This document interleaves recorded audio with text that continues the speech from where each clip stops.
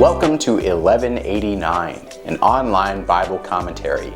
My name is Tyler Marston, and today we're taking a look at Mark chapter 14. Jesus, after teaching, preaching, and healing, has arrived in Jerusalem for Passover. He's tried to abolish the exploitative practices of the priests and preached against their hypocrisy and their self-righteousness. But that hard truth has gained him a lot of enemies in Jerusalem. Jesus has finished warning his disciples about the hard times awaiting them, but it's all going to come to a head in this chapter. It makes us ask the questions, will the disciples stay strong in this moment of testing? Will Jesus practice what he's been preaching? What's evident by the end of this chapter is that our true beliefs always become actions in high-pressure moments. It ultimately reveals a lack of faith from the disciples and the strong, true, absolute faith of Christ. Now the Passover and unleavened bread were 2 days away, and the chief priests and the scribes were seeking how to seize him by stealth and kill him, for they were saying, "Not during the festival, otherwise there might be a riot of the people." While Jesus was teaching his disciples on the Mount of Olives, the priests and the Pharisees were still reeling from their embarrassment at Jesus' teachings in the temple. They've decided something has to be done, and they've begun scheming ways to get Jesus killed. We also get confirmation for the first time in Mark's Gospel that all of this is happening during the week of Passover, the annual celebration of God rescuing his people from slavery in Egypt, found in Exodus 12. The priests didn't seize Jesus in the temple, even though they had an opportunity to, because they were afraid of riots from the crowds who were in town for the holiday. Nevertheless, we'll see that Jesus has specifically timed his entrance into Jerusalem and his angering of the priests precisely so that he will be killed this week. He's going to be a new Passover lamb that's sacrificed for the deliverance and redemption of mankind. While he was in Bethany at the home of Simon the leper and reclining at the table, there came a woman with an alabaster vial of very costly perfume of pure nard. And she broke the vial and poured it over his head. But some were indignantly remarking to one another, "Why has this perfume been wasted? For this perfume might have been sold for over 300 denarii, and the money given to the poor." And they were scolding her. But Jesus said, "Let her alone. Why do you bother her? She has done a good deed to me. For you always have the poor with you, and whenever you wish, you can do good to them. But you do not always have me. She has done what she could, and she has anointed my body beforehand for the burial. Truly I say to you, wherever the gospel is preached in the whole world, what this woman has done will also be spoken of in memory of her." A few nights before Jesus' death, a woman comes and sacrificially anoints Jesus with a precious and exotic aromatic oil. The disciples at first rebuke her for throwing away the equivalent of 300 days' wages instead of selling it and giving that money to the poor. The disciples arrogantly think that this woman is doing some ceremonial stunt, something like the Pharisees would do. But Jesus sees the truth. This woman is giving away her most valuable possessions and genuinely honoring Jesus with them. He defends the woman and is anointed by her, tying into his status as the Messiah, the anointed one. But what does it mean that the Messiah is anointed with burial perfume? Then Judas Iscariot, who was one of the 12, went off to the chief priests in order to betray him to them. They were glad when they heard this and promised to give him money, and he began seeking how to betray him at an opportune time. Meanwhile, Judas begins his secret betrayal, planning to sell out Jesus' location to the chief priests. Now, we're never given much insight as to why Judas did it. Perhaps he soured once Jesus started talking about his imminent death, or when he threw the money changers out of the temple. But for whatever reason, Judas ultimately decides that Jesus is no longer worth following. He tries to use his position as someone in Jesus' inner circle as a way to make a profit, gaining the world and losing his soul, in the words of Jesus in Mark 8. On the first day of unleavened bread, when the Passover lamb was being sacrificed, his disciples said to him, "Where do you want us to go and prepare for you to eat the Passover?" And he sent 2 of his disciples and said to them, "Go into the city, and a man will meet you carrying a pitcher of water. Follow him, and wherever he enters, say to the owner of the house, 'The teacher says, where is my guest room, in which I may eat the Passover with my disciples?' And he himself will show you a large upper room, furnished and ready. Prepare for us there." The disciples went out and came to the city, and found it just as he had told them, and they prepared the Passover. When it was evening, he came with the 12. As they were reclining at the table and eating, Jesus said, "Truly I say to you, that one of you will betray me, one who is eating with me." They began to be grieved, and to say to him one by one, "Surely not I." And he said to them, "It is one of the 12, one who dips with me in the bowl. For the Son of Man is to go just as it is written of him. But woe to that man by whom the Son of Man is betrayed. It would have been good for that man if he had not been born." Jesus' every movement is being watched, even by people in his camp. But Jesus is fully aware, and still chooses to return to Jerusalem in spite of that, in order to have one final Passover celebration with his disciples. He miraculously leads them to this upper room that has been prepared and furnished for them. And yet, even in the midst of this celebration, this knowledge that a new Exodus is coming, Jesus knows that the night will end with him being betrayed by one of his closest friends. While they were eating, he took some bread, and after a blessing, he broke it and gave it to them and said, "Take it. This is my body." And when he had taken a cup and given thanks, he gave it to them, and they all drank from it. And he said to them, "This is my blood, the covenant which is poured out for many. Truly I say to you, I will never again drink of the fruit of the vine until that day when I drink it new in the kingdom of God." Jesus and his disciples continue the feast, dining on bread and wine. Now, each part of the Passover meal was imbued with special symbolic meanings. Jesus, though, takes this bread and wine and assigns new meanings to them in light of the new Passover, the new Exodus that's about to happen through his death and resurrection. Like the bread, a symbol of God's provision and deliverance through the wilderness, Jesus' body will also be broken to provide for us and to deliver us. And like the wine, a symbol of blessing and riches that was often offered back to God, Jesus' blood would be poured out as an offering to God so that we could experience the blessings and riches of the new covenant. And in the same way that the Passover lamb saved the sons of Israel from slavery in Egypt, we all have the opportunity to paint Jesus' blood on the doorposts of our hearts so that we might be saved from the slavery of sin. Early Christians began traditionally replaying this final meal between Jesus and his disciples. And that tradition has continued all the way through history and has become the inspiration for the modern communion or Lord's Supper. After singing a hymn, they went out to the Mount of Olives. After the Passover dinner, Jesus and his disciples worship God at the Mount of Olives, most likely singing the Passover Hallel. That's a collection we now call Psalms 113 to 118, all of which are somehow related to Exodus and the Passover story. It's the same psalms that the crowds were singing when Jesus marched into Jerusalem, and the one Jesus quoted when talking about himself as the chief cornerstone that was rejected by the builders. And Jesus said to them, "You will all fall away, because it is written, I will strike down the shepherd, and the sheep shall be scattered. But after I have been raised, I will go ahead of you to Galilee." But Peter said to him, "Even though all may fall away, yet I will not." And Jesus said to him, "Truly I say to you, that this very night, before a rooster crows twice, you yourself will deny me 3 times. But Peter kept saying insistently, "Even if I have to die with you, I will not deny you."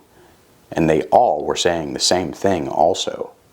Jesus again tries to warn the disciples of what's about to happen, citing Zechariah 13's vision of a shepherd who is killed and his sheep are scattered. And all the disciples, especially Peter, are insistent that they're not going to leave his side, even if it kills them. And yet Jesus prophesies that Peter is going to deny even knowing who Jesus is 3 times before the night's over. They still, even now, don't understand what Jesus is about to do. They came to a place named Gethsemane, and he said to his disciples, "Sit here until I have prayed." And he took with him Peter and James and John, and began to be very distressed and troubled.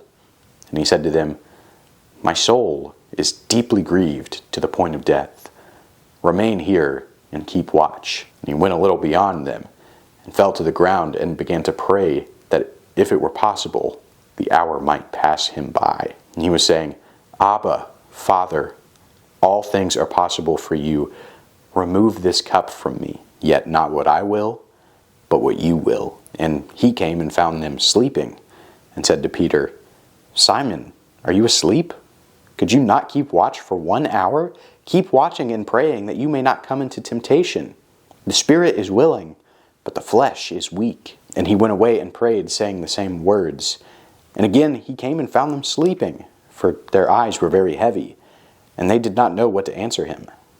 And he came the third time, and said to them, "Are you still sleeping and resting? It is enough.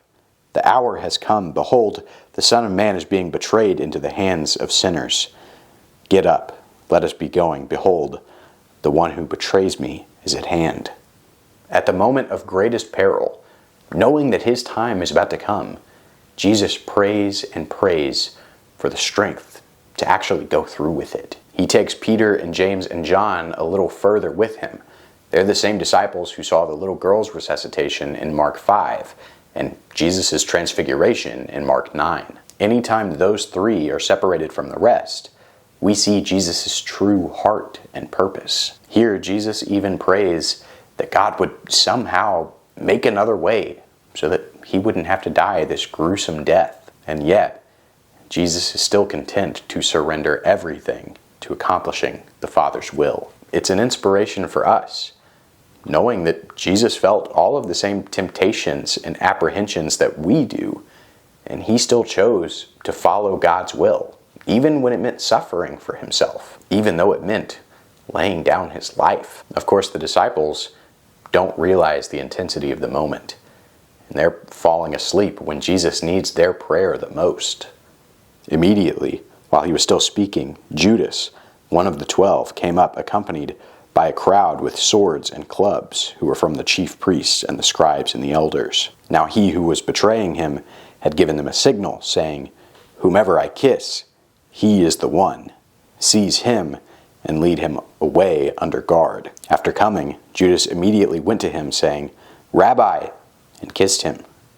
They laid hands on him and seized him. But one of those who stood by drew his sword and struck the slave of the high priest and cut off his ear.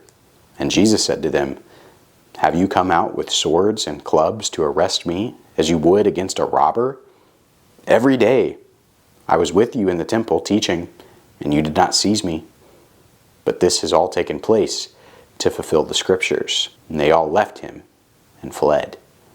Jesus is betrayed by Judas and arrested by the armed forces of the priests. Now one disciple draws a sword and tries to fight back, actually attacking one of the servants of the priests. After all, they said they'd stick by Jesus' side no matter what. But Jesus doesn't fight back. He does boldly call out their hypocrisy for not arresting him earlier, publicly. But then he submits to the angry mob in accordance with God's will. And that throws the disciples for a loop. They wanted to stick with Jesus and defend him to death, not to submit to death, especially such a violent and gruesome one. They're not about to submit to be tortured and beaten and hung on a cross. All of Jesus' disciples run away and abandon him, just like Jesus said they would. A young man was following him, wearing nothing but a linen sheet over his naked body, and they seized him. But he pulled free of the linen sheet and escaped naked. This detail is unique to Mark's gospel and has spawned all kinds of theories and interpretations about what this means. Most scholars believe this young man to actually be Mark himself, the same Mark who would go on to apprentice under Peter and travel with Barnabas and Paul. Now, whether or not this young man is supposed to be Mark himself, this detail is included to show the shame the disciples felt after abandoning Jesus. Like Adam and Eve in the Garden of Eden, they realized their spiritual nakedness and vulnerability only after it's too late, and they run away to hide. They led Jesus away to the high priest, and all the chief priests and the elders and the scribes gathered together. Peter had followed him at a distance, right into the courtyard of the high priest, and was sitting with the officers and warming himself by the fire. Now the chief priests and the whole council kept trying to obtain testimony against Jesus to put him to death, and they were not finding any. For many were giving false testimony against him, but their testimony was not consistent. Some stood up and began to give false testimony against him, saying, "We heard him say, 'I will destroy this temple made with hands, and in 3 days I will build another made without hands.'" Not even in this respect was their testimony consistent.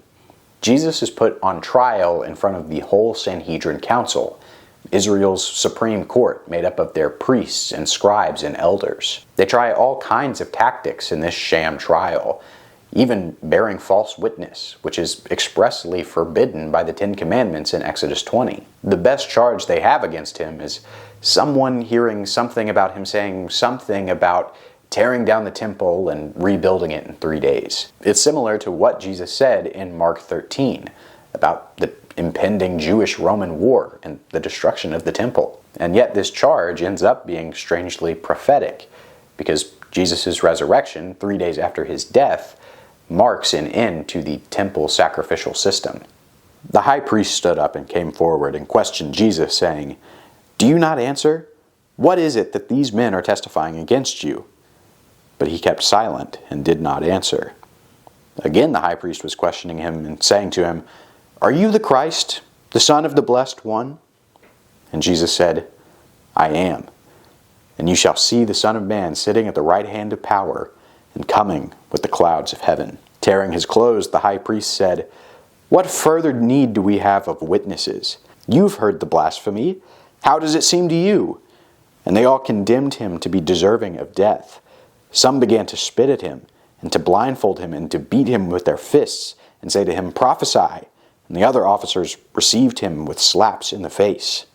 Eventually, the high priest has had enough of talking around the issue. He asked Jesus point blank, "Are you the Messiah?" Jesus answers, "I am," the personal name of God given in Exodus 3, followed with a quotation from Daniel 7 about the Son of Man riding on a cloud of God's glory. The vision ends with a human on the throne of God's infinite, unending kingdom. And Jesus says, "I'm that king." And the priests decide that that is blasphemy. They decide to show him what real power and authority look like. They beat him and humiliate him and mock him as a false prophet. As Peter was below in the courtyard, one of the servant girls of the high priest came, and seeing Peter warming himself, she looked at him and said, "You also were with Jesus the Nazarene." But he denied it, saying, "I neither know nor understand what you are talking about." And he went out onto the porch. The servant girl saw him and began once more to say to the bystanders, "This is one of them." But again he denied it. And after a little while the bystanders were again saying to Peter, "Surely you are one of them, for you are a Galilean too." But he began to curse and swear, "I do not know this man you are talking about." Immediately a rooster crowed a second time. And Peter remembered how Jesus had made the remark to him, "Before a rooster crows twice, you will deny me 3 times." And he began to weep. While Jesus' trial is actively going on, Peter is denying even knowing who Jesus is. He does so 3 times before a rooster crows, just like Jesus said he would. And when Peter realizes what he's done, he weeps, acknowledging his guilt and his cowardice. Now, we've all had Peter moments. We've all had times where we knew what the right thing to do was and didn't do it. But do we weep over it? We remember that the overarching theme in Mark's gospel is people deciding who they believe Jesus to be. And all the cards are on the table now. Nothing is in the shadows anymore. Jesus has claimed that he is the Son of Man. He is the Messiah. He is the great I Am. And the priests have made up their mind. He's a blasphemer who's worthy of death. Judas has decided that he's just some crazy teacher, and he decides to try and cut his losses. Now the rest of the disciples, who said they believed that Jesus was everything he said he was, They didn't back up their beliefs with action. They ran away instead, and now they have to live with the guilt of abandoning their teacher, their master, their friend. But we circle all the way back around to the woman who anointed Jesus with her costly perfume. She believed it was worth giving up everything to worship him. Is that what we believe? And will our actions show that belief to be true? Thanks for watching 1189. I hope you have a good day, and God bless.